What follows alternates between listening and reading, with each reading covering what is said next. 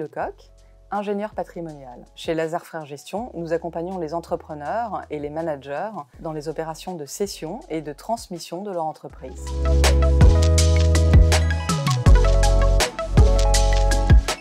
S'il s'agit d'une cession dite par le haut, c'est-à-dire que c'est l'entrepreneur lui-même qui cède les titres de son entreprise, il sera imposable sur la plus-value à titre personnel par différence entre son prix de revient, qui correspond généralement au montant qu'il a mis dans son capital au départ dans son entreprise, et le prix de cession des titres de sa société.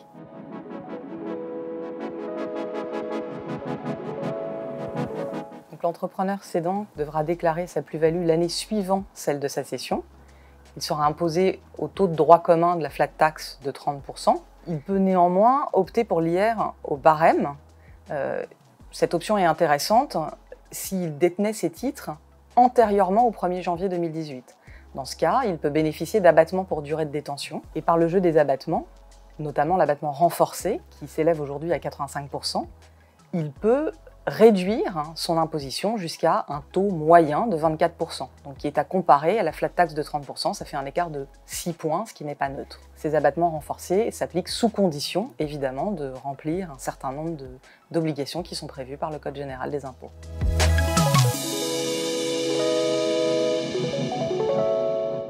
Dans l'hypothèse où l'entrepreneur cède les titres de sa société non pas de manière directe mais indirecte, c'est-à-dire qu'il a une société holding interposée entre lui-même et sa société opérationnelle qu'il vend. Ce n'est pas lui qui cède les titres de sa société et donc ce n'est pas lui qui est imposé directement, c'est sa holding qui est le cédant dans cette opération. Donc l'imposition se fait au niveau de sa société holding.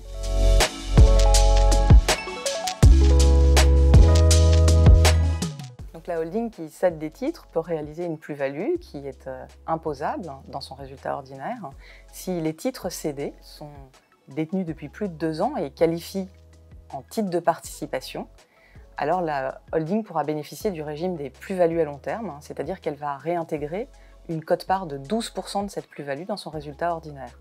Avec un taux de l'IS à 25%, 12% de plus-value réintégrée donne un IS résiduel sur la plus-value de 3%. Donc la holding sera imposée sur sa plus-value de cession à 3%.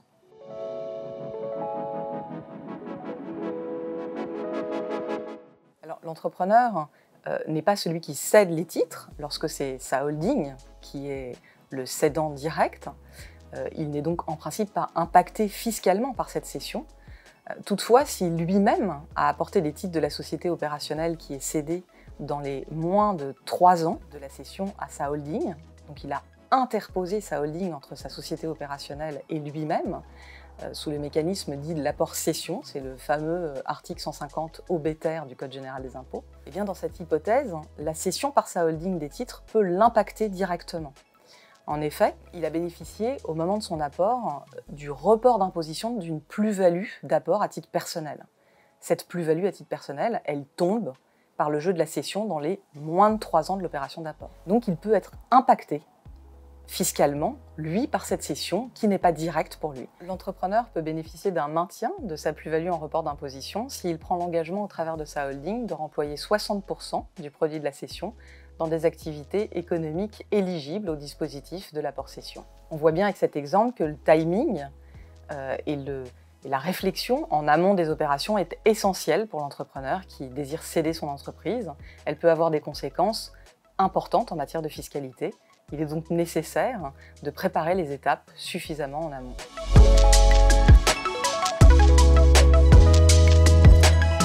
Nous visons ici le cas de la cession de la société à un tiers et l'opportunité à cette occasion de faire des donations pré-cession de titres aux enfants, aux petits-enfants et éventuellement aux conjoints. Il est possible de donner les titres de sa société à un enfant majeur ou mineur, sous réserve que les statuts de la société le permettent, qu'aucun pacte d'associés ne s'y oppose, notamment à l'entrée d'un enfant au capital de la société aux côtés de l'entrepreneur, que la profession exercée par l'entrepreneur le permette et que l'activité elle-même exercée par la société le permette également.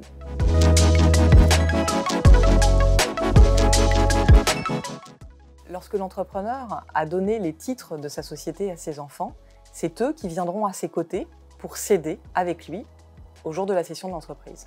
Le jour de la cession, l'enfant sera présent ou il pourra donner pouvoir s'il est majeur. S'il est mineur, il est juridiquement incapable pour réaliser une cession des titres qu'il aura reçus de son parent. Il pourra toutefois être représenté par un tiers administrateur si celui-ci a été désigné et prévu dans l'acte de donation notarié. À défaut d'avoir désigné un tiers administrateur, la cession des titres par un mineur devra être préalablement autorisée par un juge des tutelles qui devra notamment préciser le prix de cession et la désignation des titres cédés. Pour éviter de tels écueils, il est important de réfléchir en amont de sa cession aux objectifs que l'on poursuit et de s'entourer de professionnels aguerris pour réaliser sa cession dans les meilleures conditions.